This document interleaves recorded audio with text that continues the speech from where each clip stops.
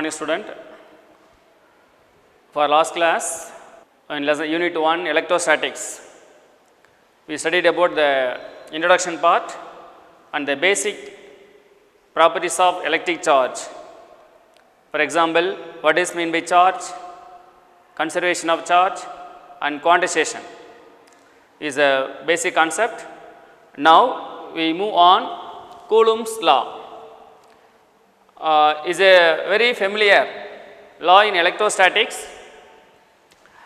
The Coulomb's law explains the force between two stationary point charge. Let us consider charge Q1 and Q2 are placed at the distance of r. So, the point Q1 to Q2, the unit vector r12, the unit vector represent the distance between charge 1 to 2. Here the force between the two charges is F21.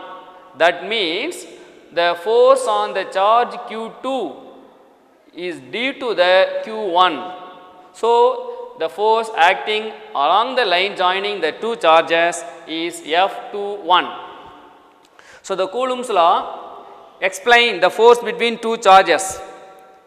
The law states that the force between the two charges is directly proportional to Q1 and Q2.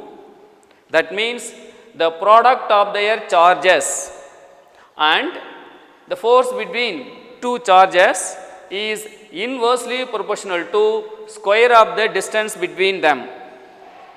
So, the combination of these two expressions we combine to form a single expression F21. That means force in second charge due to first charge is directly proportional to product of their charges and inversely proportional to square of the distance between them.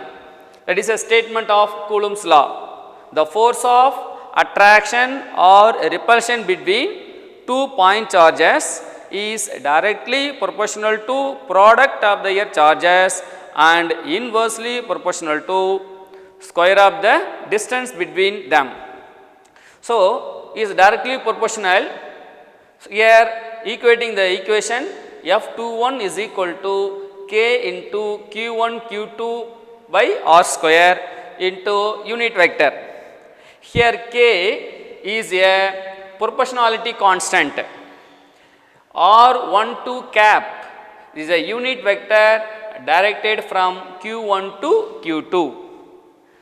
Now, here the force on the charge Q2 exerted by the charge Q1 always lies along the line joining the two charge. Already I informed that the charge 2 due to 1, that is F21. Here K is a constant proportionality. The value of K is 1 by 4 pi epsilon naught. The value of K is equal to 1 by 4 pi epsilon naught. Here epsilon naught is a permittivity of the free space or vacuum. The value of epsilon naught, that is a permittivity of free space or vacuum, is 8.854 into 10 power minus 12 Coulomb square Newton minus 1 meter minus 2. Now, we applying the value of epsilon naught, K is equal to 1 by 4 into 3.14, the value of pi. The epsilon naught value 8.854 into 10 power minus 12. We simplify this equation, we get the value of 9 into 10 power 9 Newton meter square Coulomb power minus 2. So, the value of proportionality constant K is 9 into 10 power 9 Newton meter square Coulomb power minus 2. Now, the epsilon naught value may be expressed in the different types. in our exam pattern we have some different type of questions which arise. For example, the epsilon naught value 1 by 4 pi into 9 into 10 power 9 or 4 into 9 36, 1 by 36 pi into 10 power 9 or the 10 power 9 going up is minus 9. So, 10 power minus 9 by 36 pi. We expect the question for different types like this. The unit of k, how will you arise the k? Newton meter square coulomb power minus 2. The changing the formula of F is equal to k into q1 q2 by r square, we get k is equal to F into r square by q1 q2. So, the unit of force is Newton, the unit of distance is meter square, charge q1 another charge q2 is equal to unit of charge is coulomb. So, here come to coulomb square. So, finally, we expressed Newton meter square coulomb power minus 2. If q1 is equal to q2 is equal to 1 coulomb, let us consider 1 coulomb. The distance between the two charges is 1 meter. We applying this equation, we get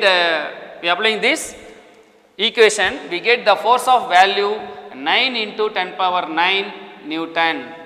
So, if the two equal similar charges kept at the 1 meter distance, the force between two charges is 9 into 10 power 9 Newton.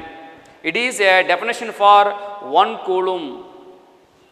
Now, let us consider the charges q1 and q2 are situated in the air medium.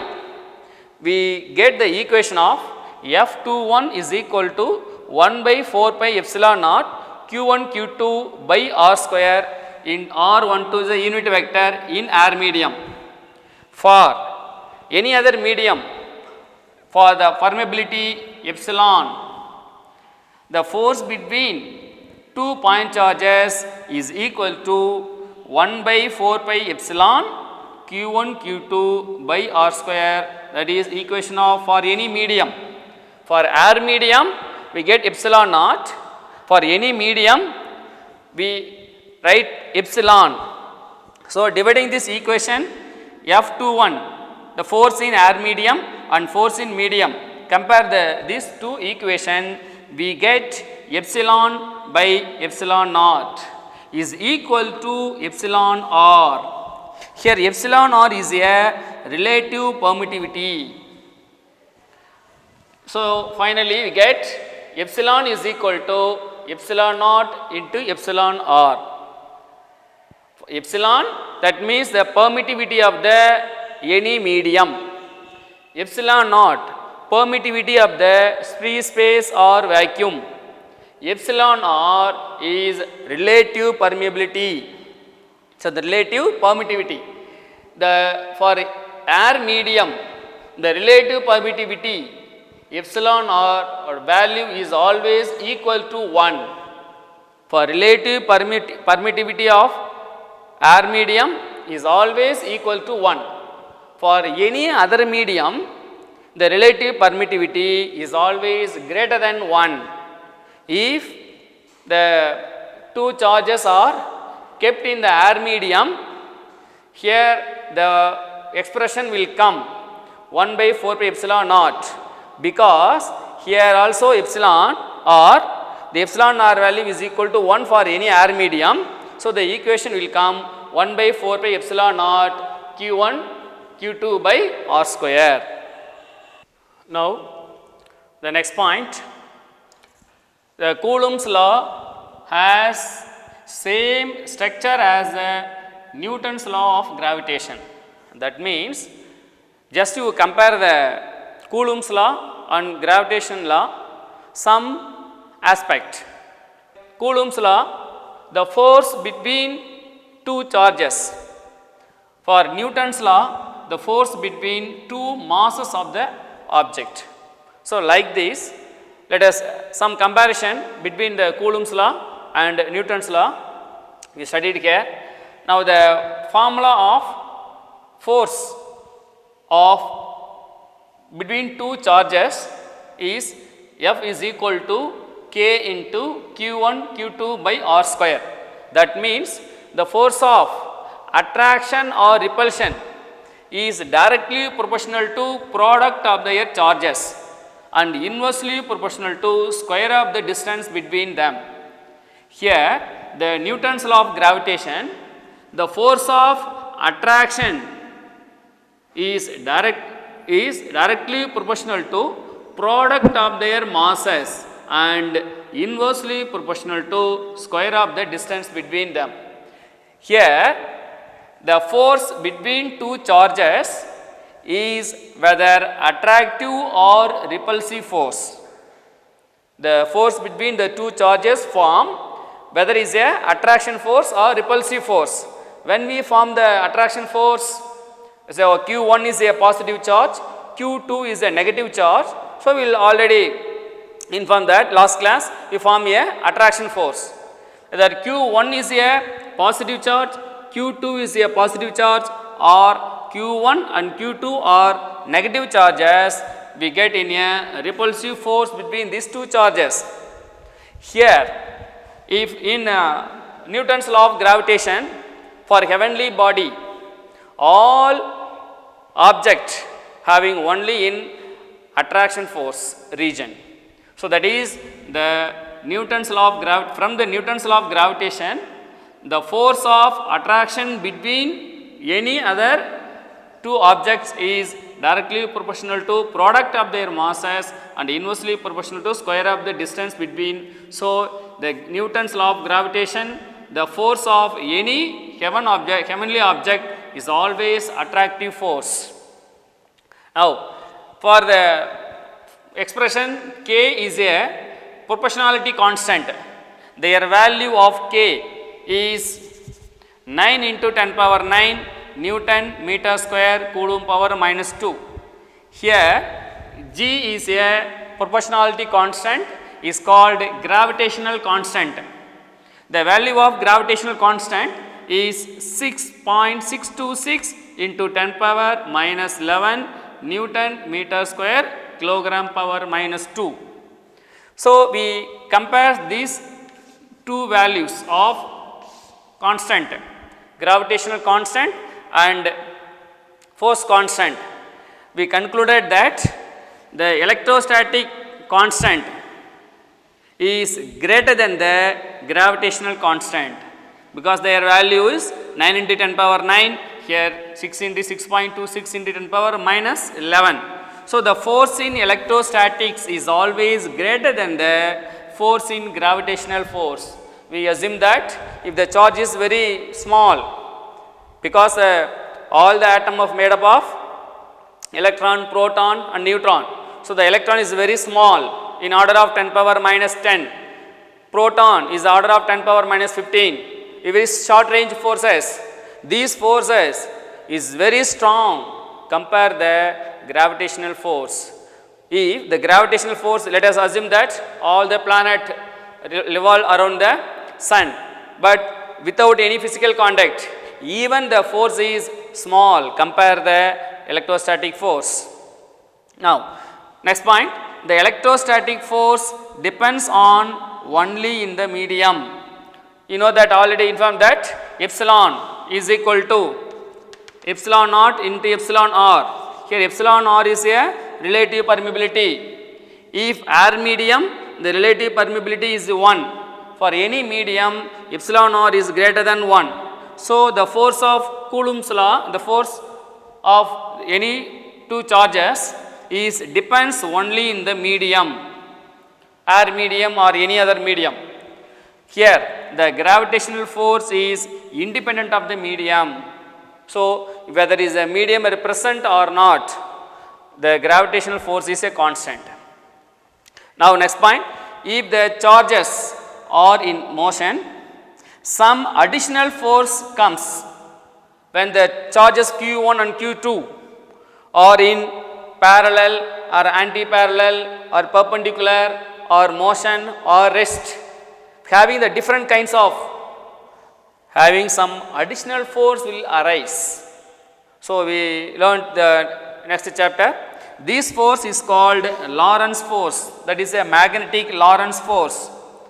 In the charged particle moving inside the magnetic field, some forces arise. This force is called magnetic Lorentz force. So, we concluded that if the charges are in motion or rest, some additional force will come. This is called a Lorentz force. Here, the gravitational force between two masses is the same whether two masses are rest or in motion. Here, the force between the earth and moon is constant, whether is a motion is a different, or the force between earth and sun, different seasons or different kinds of motion is there. We know that the Kepler's law, but the gravitational force between two masses is the same, is constant. Whether the object is rest or in motion, the force is constant in the gravitational force. Next one, just a comparison. The force on the charge Q1 exerted by the point charge Q2 is the force Q2 due to 1 is equal to 1 by 4 epsilon naught Q1 Q2 by R square, or 2 1 is a unit vector, that is from Q2 to Q1, but R21 is always directed opposite to the R12, just line joining the charges. When the charge is from Q2 to Q1 or Q1 to Q2, that is a unit vector, only the direction will be changed. So, the force on the charge Q2 exerted by the point charge Q1 is F1 due to 2 is equal to 1 by 4 pi epsilon naught Q1 Q2 by R square is minus R12 cap. So, the minus will come from before that the 1 by 4 epsilon naught Q1 Q2 by R square in R12 cap. We finally concluded that F21 F12 is F12 is equal to minus F21. So, the two forces are equal, but in opposite direction. That is a Coulomb's law in vector form.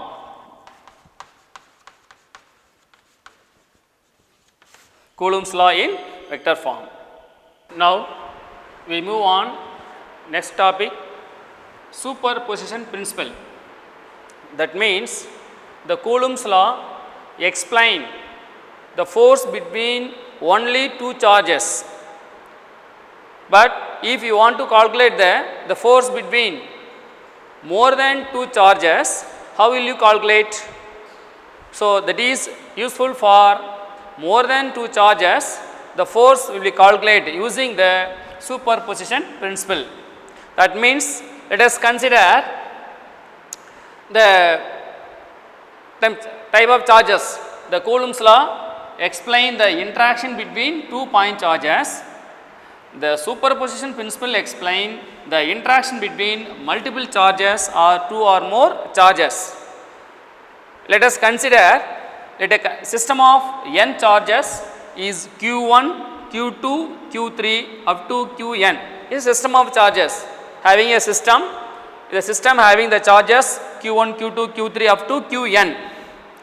Now, this is system, charge Q1 present here, charge Q2, charge Q3, charge Q4.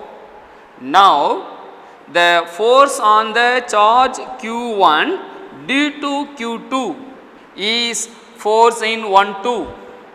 The charge on the charge Q1 due to Q3 is force in 1 3. The charge Q1, the force on charge Q1 due to the Q4 is force in 1 4. That is a superposition principle. Now, the force on the Q1 exerted by the charge Q2 is F1 to 1 due to 2 is K into Q1 Q2 by R21 square R21 cap. Now, the force Q1 exerted by the Q3. Next one, force on the Q1 due to Q2, this one the force on the Q1 due to Q3 here F13 is equal to K into Q1 Q3 by R31 square R31 cap. Now next one, force on the Q1 due to Q4 is F14 is equal to K into Q1 Q4 by R41 square R41 cap is going on the up to the n system. So the combination of force will come force 1 in total, because all the forces are come to Q1 charge, that is a force in 1 due to 2, 3, 4 up to n. So we concluded the formula of F1 total force is equal to F12 plus F13 plus F14 up to F1n, that is a superposition principle. We concluded that the statement of superposition principle, the total force acting on the given charge is equal to the vector sum of the forces exerted on it by all the other charges. That is a principle of superposition. The total force on the acting in the charge F1 is equal to vector sum of F12 vector plus F13 vector plus F14 vector up to 1n vector. The vector sum of force exerted on it by all the other charges is called superposition principle. So now concluded that the force between two charges. Next topic will come to the electric field between the two charges. What is meant by electric field? Electric field intensity due to charges we learn to next class. Thank you.